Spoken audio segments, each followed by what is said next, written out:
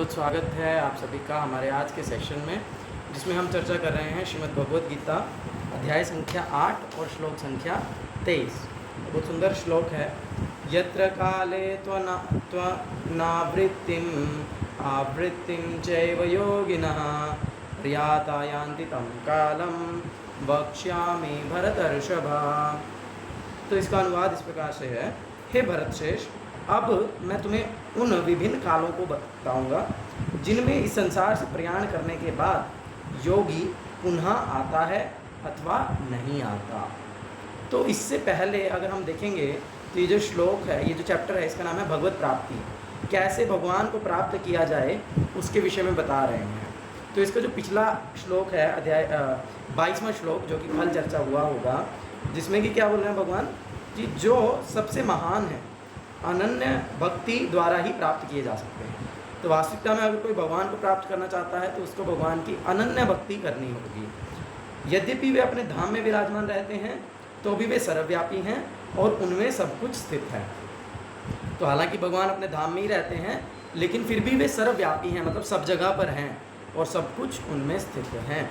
तो इस प्रकार से हम देखते हैं कि यहाँ पर बताया गया है कि भगवान को प्राप्त करने का एकमात्र साधन भगवान की अनन्य भक्ति है। अनन्य, अनन्य का अर्थ होता है अनन्य, मतलब कि अविचलित रूप से, यानी कि केवल भगवान पर जो है फोकस करके जब भक्ति की जाती है, केवल भगवान कृष्ण को सेंटर में रख करके जब भक्ति की जाती है तो उसको हम अनन्य भक्ति कहते हैं।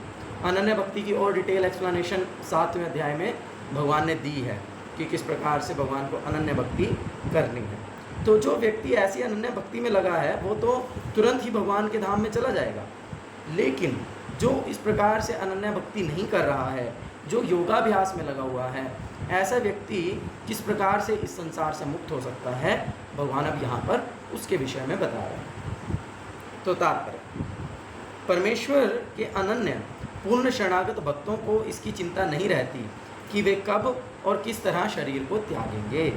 तो भगवान के जो भक्त हैं, जो अनन्य भक्त हैं, यानी कि जो भगवान को पूर्ण शरणागत हैं, ऐसे भक्तों को कोई चिंता नहीं है कि वे कब शरीर त्यागेंगे, किस मुहूर्त में त्यागेंगे। उनको उससे कोई मतलब नहीं है, उससे उनको कोई अंतर नहीं पड़ता। क्यों? क्योंकि वे सब कुछ कृष्ण पर छोड़ देते हैं, क्योंकि वे कृष्ण पर पूर्ण रूप से आश्रित होते हैं और इस तरह सफलतापूर्वक प्रसन्नता सहित भगवधाम जाते हैं। और इसीलिए वे लोग बहुत ही आसानी से भगवान के धाम में चले जाते हैं, है ना। क्यों? क्योंकि इसी चैप्टर में हमने चर्चा किया कि अंतकाले च मामेव स्वर्ण मुक्त्वा कलेवरम य प्रयाति समुद्भावम याति नास्ति यत्र संशय, कि जो अंतकाल में भगवान का स्मरण करेगा तो वह निश्चित ही भगवान के धाम में चला जाएगा, इसमें कोई संशय नहीं है। तो जो भगवान का अनन्य चिंतन करने में लगा हुआ है, जो सदैव भगवान का चिंतन करने में लगा है, जो सदैव भगवान के बारे में विचार करने में लगा हुआ है, ऐसा भक्त जो है वो कभी भी शरीर त्याग दे, किसी भी स्थिति में शरीर त्याग दे, उसके लिए कोई दुख का कारण नहीं होता है। वो हर स्थिति में भगवान को स्मरण करता है, जिस कारण से वो अंत में भगवान के धाम को प्राप्त करता है। लेकिन जो अनन्य भक्त नहीं है और कर्म योग, ज्ञान योग तथा हठ योग जैसी आत्म साक्षात्कार की विधियों पर आश्रित रहते हैं, उन्हें उपयुक्त समय में शरीर त्यागना होता है। तो देखो, अब भगवान उन लोगों के बारे में बातचीत कर रहे हैं जो भगवान के भक्ति योग में नहीं लगे हैं, जो अनन्य भक्ति नहीं कर रहे हैं, बल्कि वो क्या कर रहे हैं, वो कर्म योग कर रहे हैं, वो ज्ञान योग कर रहे हैं या फिर हठ योग कर रहे हैं। तो उन्हें उपयुक्त समय में शरीर त्यागना होता है, जिससे वे आश्वस्त हो सकें कि इस जन्म मृत्यु वाले संसार में उनको लौटना होगा या नहीं, और उनके परिस्थितियों के अनुसार, किस परिस्थिति में उसने शरीर छोड़ा है उसके अनुसार निर्धारित होगा कि वो फिर से इस संसार में आएंगे या नहीं आएंगे। तो कर्म योग क्या है, ज्ञान योग क्या है और हठ योग क्या है, सब लोग जानते हैं। कोई बता सकता है कर्म योग और भक्ति योग में क्या अंतर है? हैंड रेज कर सकते हैं जो जानता हो। कर्म योग और कर्म योग और भक्ति योग में क्या अंतर है? क्या होता है कर्म योग? निशांत प्रभु, यस।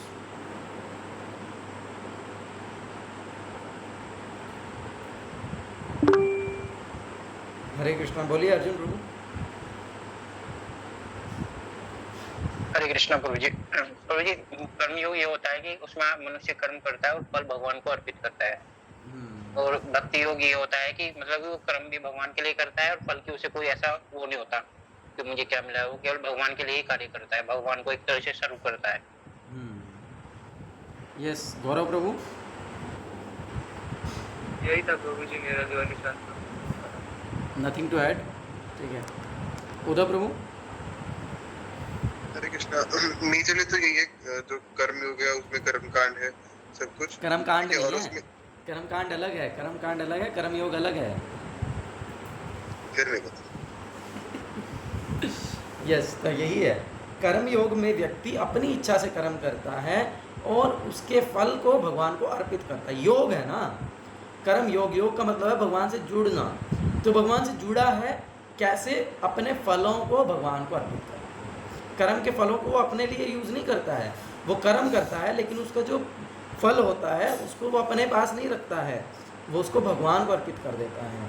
इसको कहते हैं कर्म योग। लेकिन भक्ति योग में व्यक्ति कर्म क्या करना है वो भी भगवान से जानता है, यानी कि वो पहले शरणागति करता है भगवान को और भगवान के प्रतिनिधि को, और फिर भगवान जिस प्रकार से उससे चाहते हैं उस प्रकार से वो कर्म करता है। यानी कि गुरु के माध्यम से वो जानता है कि उसको क्या करना चाहिए और वो करता है और उसका फल वो भगवान को फिर अर्पित करता है।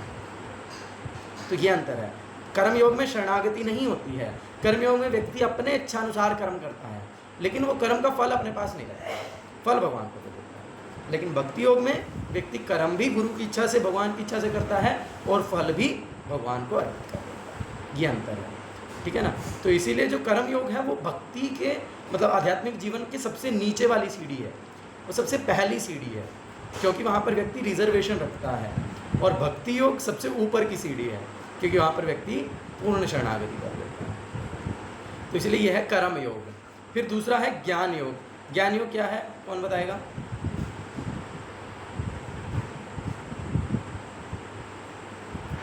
लक्ष्य प्रभु, ज्ञान योग क्या है?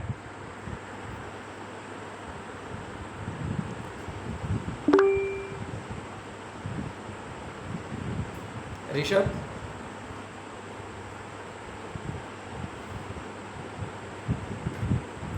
अभी लास्ट क्लास में मैंने एक्सप्लेन किया था तीनों को। मोहित प्रभु,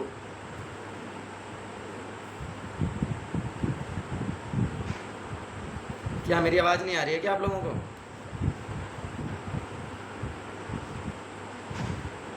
नहीं, ये तो आपने उस दिन भी बोला था, उस दिन भी तो फिर आपने सुना क्या? लास्ट क्लास में भी तो आपने यही बोला था ज्ञान योग का मतलब ये है, लेकिन फिर ये तो नहीं है, तो मैं एक्सप्लेन किया। निशांत प्रभु, क्या है ज्ञान योग? हरे कृष्ण प्रभु जी।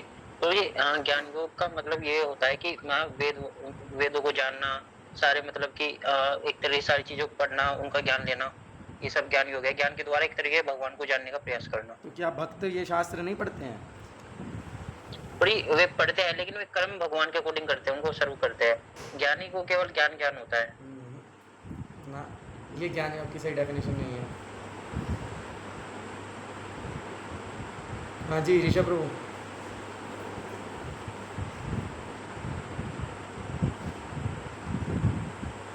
ज्ञान योग का अर्थ है, हाँ यस, वो वैदिक शास्त्रों को पढ़ते हैं लेकिन निष्कर्ष पर पहुंचते हैं कि हमें भगवान से एक हो जाना है। उनका उद्देश्य उन शास्त्रों को पढ़ने का ये है कि हम माया से मुक्त होकर के भगवान बन जाएंगे, भगवान से एक हो जाएंगे। और भगवान निराकार हैं, निर्विशेष हैं, उनमें कोई विशेषता नहीं, उनका कोई आकार नहीं, उनमें कोई गुण नहीं है। इस कंक्लूजन पर ज्ञान योगी पहुंचते हैं और इसीलिए वो भक्ति योग से अलग है, क्योंकि भक्ति योग में व्यक्ति भगवान को सेवा करना चाहता है, भगवान से एक नहीं होना चाहता। लेकिन वो भी शास्त्र पढ़ता है, वो भी शास्त्रों के अनुसार बात करता है। अभी हम क्या कर रहे हैं, शास्त्र चर्चा तो कर रहे हैं, तो ये ज्ञान योग नहीं है। यहाँ पर हम ज्ञान अर्जित कर रहे हैं भगवान की सेवा करने के लिए, ना कि भगवान से एक होने के लिए। तो उद्देश्य के कारण पृथकता आती है, कार्य तो एक ही है। हाँ, तो इसीलिए जो है ज्ञान योगी जो है वो भगवान से एक हो जाना चाहते हैं और भगवान को निराकार निर्विशेष मानते हैं, इसीलिए उन्हें ज्ञान योगी कहते हैं वो। और भक्ति योगी वे भगवान ज्ञान के माध्यम से भगवान की सेवा करना चाहते हैं, तो इसीलिए ज्ञान योगी। और फिर हठ योगी, हठ योगी कौन होते हैं? क्या है हठ योग?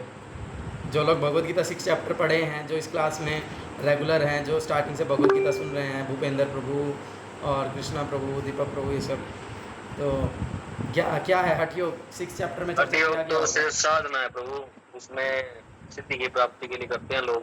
हाँ, माइंड के कंट्रोल के लिए करते हैं। हाँ। बट वो सबसे मुश्किल है और कलयुग में बिल्कुल भी पॉसिबल नहीं है अब तो हठ योग क्या है? हठ योग में नाम से क्लियर है, हठ करते हैं, जबरदस्ती योग करते हैं, मतलब जबरदस्ती अपने मन इंद्रियों को संयमित करने का प्रयास करते हैं जिससे कि वह कुछ भौतिक सिद्धियां अर्जित कर सकें, जैसे कि आग में ना जलना, पानी पर चलना, छोटे हो जाना, बड़े हो जाना, कुछ भी अपने हाथ से प्रकट कर देना, अणिमा लगिमा सिद्धि प्राप्ति, इस प्रकार की बहुत सारी जो अष्ट सिद्धियां हैं और अनेक प्रकार की सिद्धियां हैं, उनको प्राप्त करने के लिए विभिन्न प्रकार से हठ करना, जिसको अष्टांग योग भी कहते हैं, है ना। यम नियम आसन प्राणायाम ध्यान धारणा समाधि। जैसे आपने सुना होगा कोई बाबा जी है वो कभी बैठा ही नहीं, कई सालों से बैठा ही नहीं है, खड़ा ही रहता है हमेशा, है, या फिर अपना हाथ ऊपर करके रखा है, या फिर कुछ बोलते ही नहीं है, या फिर केवल फल खाते हैं। इस प्रकार के बहुत तरह के लोग हठ योग करते हैं। तो किस लिए करते हैं? ताकि उनको कुछ भौतिक सिद्धि प्राप्त हो जाए। तो ऐसे लोग जो भगवान की अनन्य भक्ति नहीं कर रहे हैं, जो कर्म योगी हैं, ज्ञान योगी हैं या हठ योगी हैं, ऐसे लोग क्या हैं? ऐसे लोगों को जब शरीर त्यागेंगे तो उनको उसको सही समय में त्यागना पड़ेगा, नहीं तो उनको जन्म मृत्यु के चक्कर में फिर से आना ही पड़ेगा, क्योंकि वो मुक्त नहीं हो सकते। यदि योगी सिद्ध होता है तो वह इस जगत में शरीर छोड़ने का समय तथा स्थान चुन सकता है। हाँ, यदि वो योगी सिद्ध हो, अगर उसके पास सिद्धियां हैं, अगर वो अपने क्योंकि वो भी आध्यात्मिक जीवन में है, तो उसका यदि वो अपने आध्यात्मिक जीवन में बहुत प्रगति किया है, तो ऐसा व्यक्ति, ऐसा योगी अपना शरीर कहाँ पर छोड़ना चाहेगा, किस समय छोड़ना चाहेगा, उसको वो निर्धारित कर सकता है। और जो एक्चुअल में जो भगवान का भक्त है ना, उसके पास ये सब चीज़ें क्या बोलते हैं, एज अ साइड इफ़ेक्ट आ जाती हैं। यानी कि भक्त को अलग से सिद्धियों के लिए प्रयास नहीं करना पड़ता, उसको स्वतः ही सिद्धियां मिल जाती हैं। भक्त को अलग से ब्रह्म ज्ञान के लिए प्रयास नहीं करना पड़ता, उसको स्वतः ब्रह्म ज्ञान प्राप्त हो जाता है ना। तो इस प्रकार से भक्त को अलग से अपने कर्मों में ना बंधने के लिए प्रयास नहीं करना पड़ता, वो नहीं बनता है, क्योंकि वो सारा कार्य भगवान के लिए करता है। तो इसीलिए तो ये जो सिद्धि है वो भक्त भी प्राप्त कर सकता है, भक्त को भी स्वतः मिल जाती है, लेकिन योगी को यही सिद्धि प्राप्त करने के लिए बहुत मेहनत करनी पड़ती है। जैसे कि प्रभुपाद जी भी बोलते थे कि मैं अपने अनुसार शरीर नहीं छोड़ना चाहता, हालांकि क्योंकि वो भगवान की शुद्ध भक्त है, उनके पास ये शक्ति है कि वे जब चाहें उस समय शरीर छोड़ सकते हैं, जिस स्थान में चाहें उस समय उस स्थान में शरीर छोड़ सकते थे।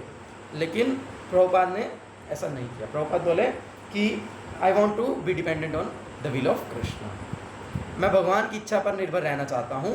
भगवान जब चाहें, जब तक चाहें मेरे को शरीर में रहने दे सकते हैं, और जब चाहें तो फिर इस शरीर को मुझसे ले सकते हैं। किंतु तो योगी जो बहुत सिद्ध योगी है उसके पास ये शक्ति होती है, किंतु यदि वह इतना पटु नहीं होता तो उसकी सफलता उसके अचानक शरीर त्याग के संयोग पर निर्भर करती है।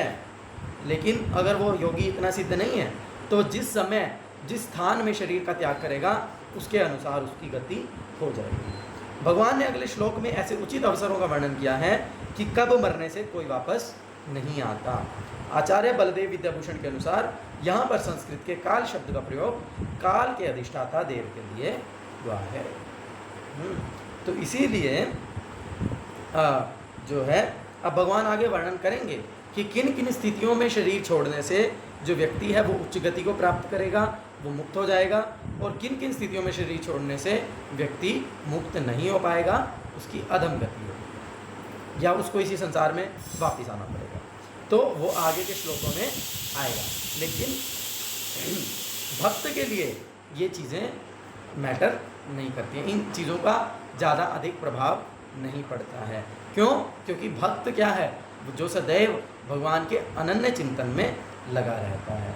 तो इसीलिए हम इन सब चीज़ों को चर्चा करेंगे आगे आने वाले दिनों में, लेकिन हमको ये समझना होगा कि हमारा उद्देश्य ये नहीं है।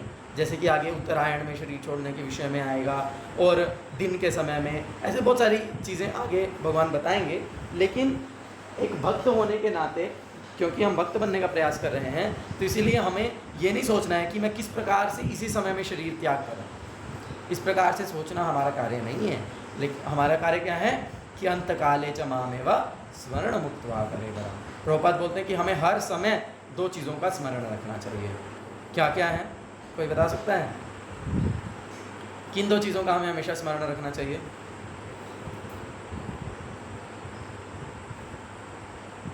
मोहित प्रभु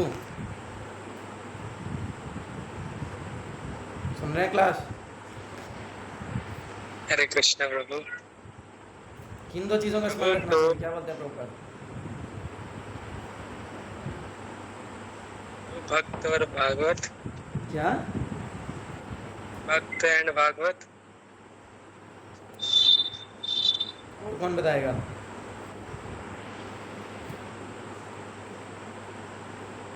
लक्ष्य प्रभु?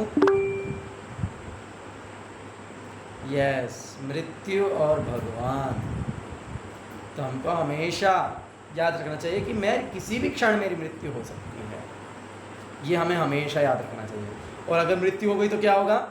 इसीलिए हमेशा भगवान को भी स्मरण रखना चाहिए, ताकि मैं कभी भी मर जाऊं तो मैं भगवान का स्मरण करके मरूं। और तो क्या होगा? तो मैं भगवान के धाम में चला जाऊंगा। तो इसीलिए भक्त होने के नाते या भक्त बनने का प्रयास करते होने के नाते हमें हमेशा भगवान को स्मरण रखना है, हमेशा मृत्यु को स्मरण रखना है। इसलिए जब हम हमेशा भगवान को स्मरण रखेंगे तो कभी भी हमारी मृत्यु हो जाए, किसी भी स्थिति में हमारी मृत्यु हो जाए, लेकिन हम भगवान के धाम चले जाएं। तो उसके लिए हमको ये सब चीज़ें जो आगे भगवान बताएंगे यहाँ पर, वो इन लोगों के लिए बता रहे हैं जो कर्म योगी हैं, जो ज्ञान योगी हैं या हठ योगी हैं। उन लोगों के लिए ये चीज़ें मैटर करती हैं, लेकिन भक्त के लिए ये सब चीज़ें मैटर नहीं करती। तो इसलिए हमको प्रयास करना है कि हम भगवान का अनन्य भक्त बन जाए, क्योंकि हमारे हाथ में नहीं है कि हम किस समय शरीर त्याग करेंगे और किस समय नहीं करेंगे। तो इसीलिए हमको भगवान के अनन्य भक्ति में लग जाना चाहिए, ताकि किसी भी समय हम शरीर त्याग करें तो हम भगवान के धाम में प्रवेश कर सकें और फिर से हमें इस संसार में, जो कि दुखालयम है, जहाँ पर जन्म मृत्यु जरा व्याधि के चक्र में फिर से हमको आकर के ना फंसना। ठीक है जी, किसी का कुछ प्रश्न है तो हैंड रेज कर सकते हैं, पूछ सकते हैं। चर्चा यहीं तक की। हरे कृष्णा कृष्ण कृष्ण हरे हरे, हरे राम राम राम हरे हरे। भगवद्वाणी श्रीमद् भगवद गीता की जय, श्रील प्रभुपाद की जय, स्वामी श्रील गुरु महाराज की जय, निताय गौर प्रेमानंदे, हरि हरि बोल, हरि हरि बोल। हरे कृष्ण। तो प्रश्न है किसी का कुछ?